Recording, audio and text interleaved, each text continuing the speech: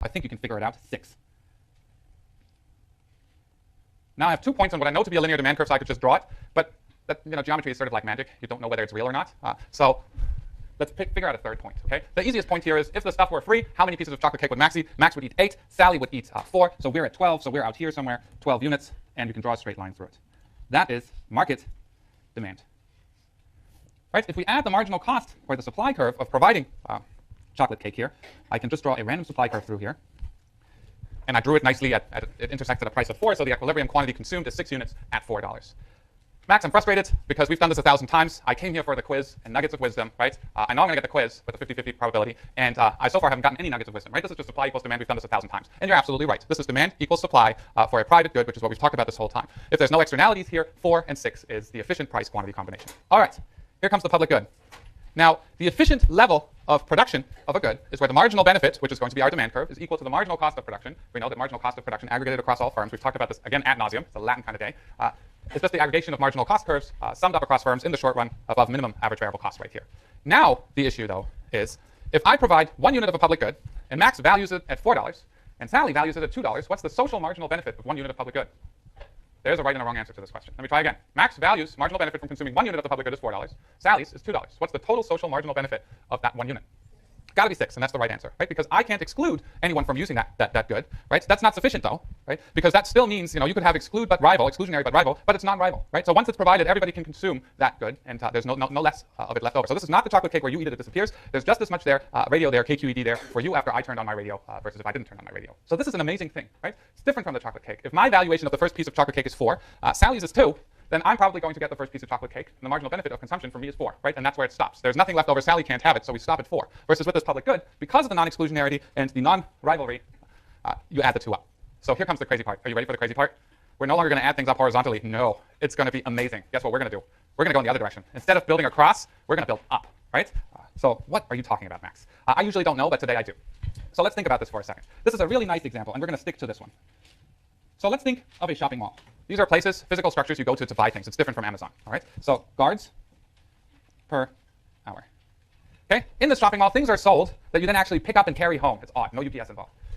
These things have value, right? There's TVs sold, there's clothes sold, there's cool handbags sold, there's pencils sold, all kinds of stuff people would want to steal. If you're from Southern California, I know many of you are, a lot of these malls aren't enclosed where you lock up at night and nobody can get in, but for example, the Fashion Valley Mall in San Diego, it's an outdoor mall. You pull up at 4 in the morning, you can walk around. It's pretty, it's outside, anybody can go there, right? High-end stuff, there's a Tiffany's there. Tiffany sells expensive diamonds and other stuff.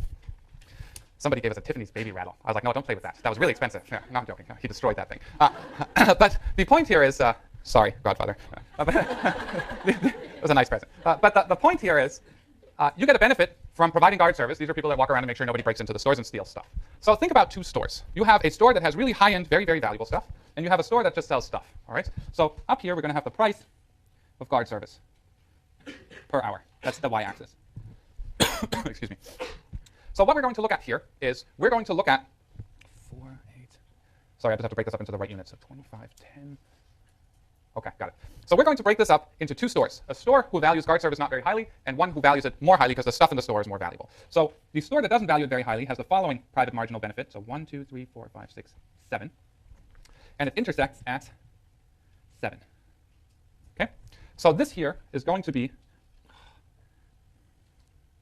the marginal benefit of guard service, or the demand for guard service for the regular clothing store, non-crazy price clothing store. We'll call this one D2. Then in the same mall, there's a store that sells what's expensive plasma TVs. They don't even make plasma TVs anymore, I think, but still. So 2, 4, 5, that's 14. So let's say that this here is roughly 18. So the demand curve for guard service for the plasma TV store looks like this. It starts at 18. This is 1/8, and this here is 9. So down here, low value commodity store. Up here, demand for guard service for the high value commodity store. So we'll call this one here D1. Now, I'm also going to say that the marginal cost of providing guard service is not going to be very high. Let's say you're in a market where guards are not that expensive, and guard service costs $10 an hour. Thank you for not drawing what I told you to draw. Let's try that again.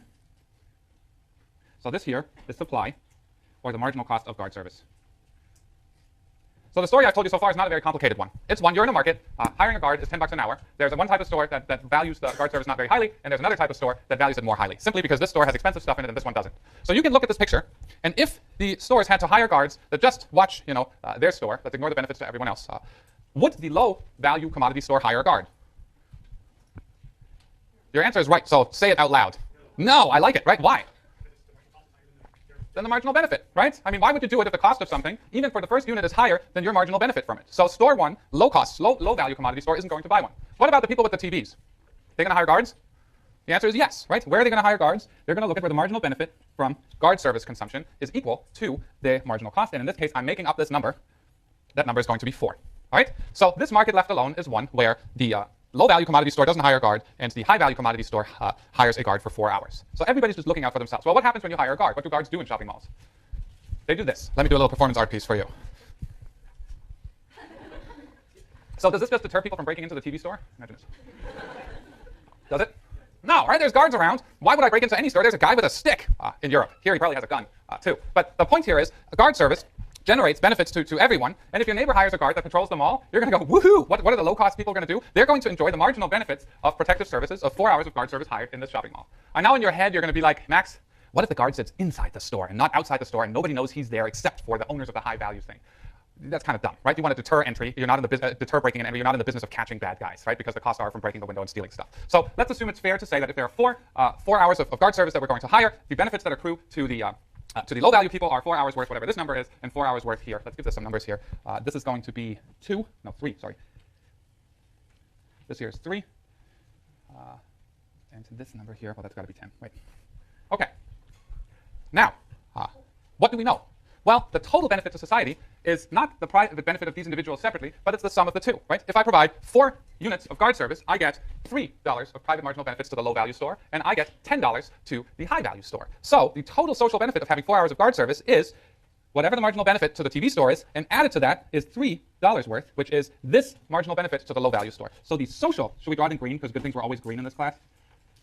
Here you go. Right, so at 4 units, the social marginal benefit right here is 13. So this here is 10 plus 3. You simply vertically add up the marginal benefit across firms. Now what about at, let's say, 9 units of guard service? 9 units of guard service, the high-value store values is at 0.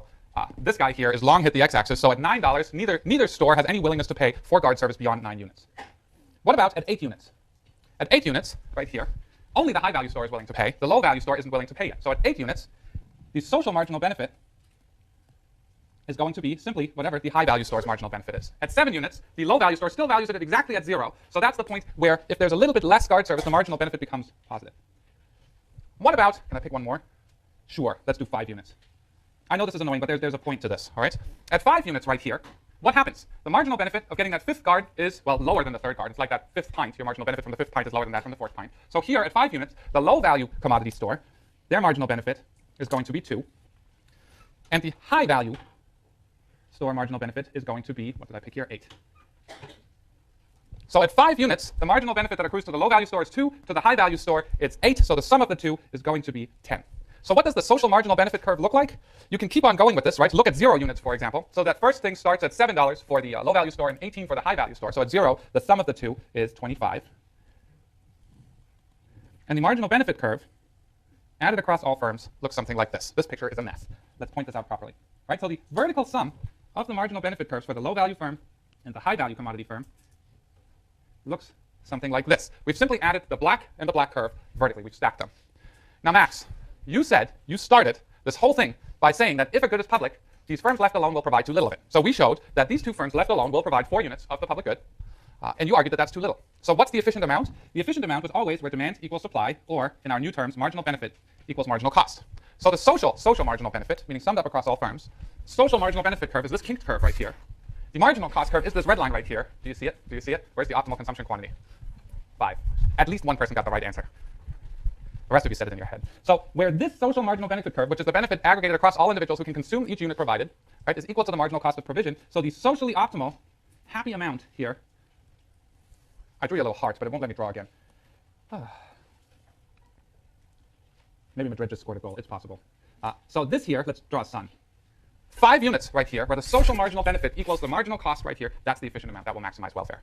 Now, is this true? Are you going to make me draw a welfare picture for public goods? No. You know why?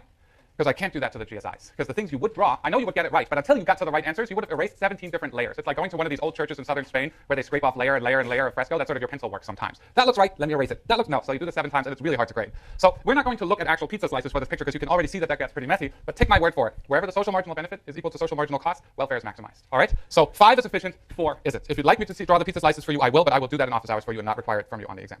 So the big issue here is that of free riding. Right? So individuals can consume the low-cost commodity store, low-value commodity store, can consume the guard service or get benefits from the guard service without actually paying for it. Do we observe a lot of free riding in the real world? A ton, right? We see it everywhere. I don't even have any good examples. That's how bad it is. But the notion here is if you have the ability to consume something without paying for it while respecting all laws, right, it's rational for you to do so. Right? So unless the incentives are set up in a way that you are incentivized to act in a way that's socially optimal, you have no pressure to actually do the right thing, and it's actually rational and perfectly consistent with our model for you to do that. Right? Is it laudable? I'm not a values kind of guy, right? Go take an ethics class. Personally, just because you can get it for free, should you go and hoard it? Maybe not. Go donate a couple of bucks to KQED. It'll make you feel better. But the point here is, this was just an example using our marginal benefits and marginal cost curve here. Do we observe this in the real world all the time? Yes, we do. But what I wanted to do is quickly is, if you didn't get the social optimum point that I asked you to buy, meaning social marginal benefit equals social marginal cost maximizes welfare, what I wanted to do is take the same problem and put it in a slightly different format, right? It's the exact same problem, but I'm going to put it in a different format to show you that we will not get to the social optimum in this setting. So let's think again about the security guard problem. Cost is $10 an hour. The benefit to each store is going to be $8 now, right? So each store gets $8 of marginal benefit from an hour of guard service. So the social optimum should be here to hire a guard, because if you hire a guard, everybody gets $8 worth of benefits. You get $16 of payoff, meaning benefits, at a cost of $10 per hour, right? The issue here is $16 exceeds the marginal cost of providing one guard, right? You should do it. Is it individually rational for either firm to hire a guard? No.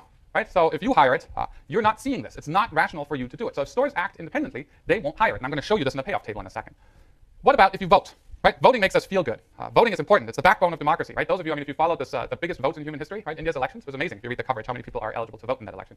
Don't ask me details. I'm not a political economy expert in India. So, but the notion is you could vote for it, yay or nay, right? Instead of having them decided in the background without talking to each other.